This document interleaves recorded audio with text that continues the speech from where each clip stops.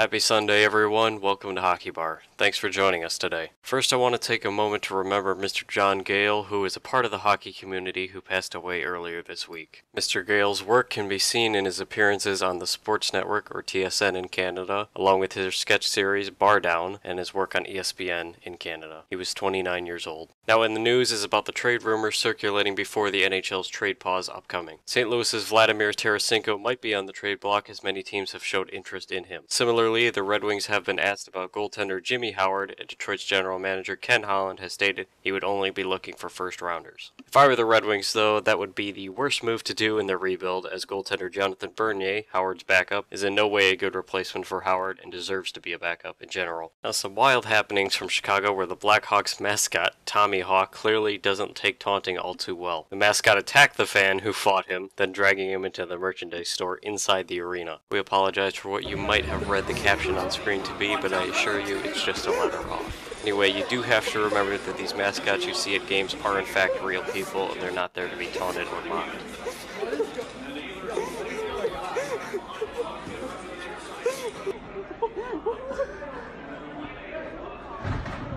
On to predictions. The early 12:30 start is between Vegas and the Rangers. Vegas has been on the road a while here, and they've done very well despite their loss to the Devils a few back. Marchessault and Carlson keep putting up the points, backed by Fleury and net. They should be able to oust New York here. Neither of these teams are that great, but Arizona's got their great rookie goalie Adin Hill in net, so anything can happen. The Hurricanes better wear Hill down and to get some shots on goal if they want a chance to win this one. The Flames are likely to be more than ready to go to face a struggling St. Louis team to pick up yet another win. This will likely be the case despite playing back-to-back days, and the Blues better be ready for it. Both Buffalo and Boston are up there in the Atlantic Division, but Buffalo is a little better and might be able to sneak out with a win. Skinner and Eichel have the moves to get around the Bruins and can outdo them. Likewise with Calgary, the Sharks are running into a struggling team at home and can easily get the job done. Blackhawks are probably prepared, however, just coming up short last night against Winnipeg, but anything can happen. Both of these teams possess some of the best offenses in the game in my opinion, and they are both some of the best teams in the NHL currently. On paper, if you saw Yanni Gourde and Braden Point against Kyle Connor and Patrick Laine, it would be a toss-up.